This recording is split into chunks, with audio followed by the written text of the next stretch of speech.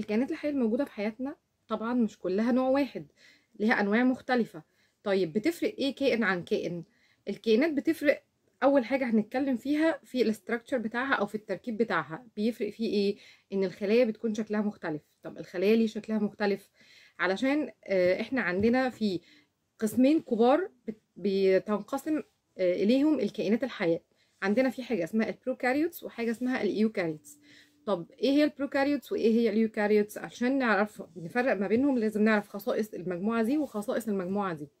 البروكاريوتس دي كائنات أولية، يعني هي بدائية النواة، بتتكون من خلايا ما فيهاش نواة، عشان كده اسمها بدائية النواة. طيب امال فيها ايه؟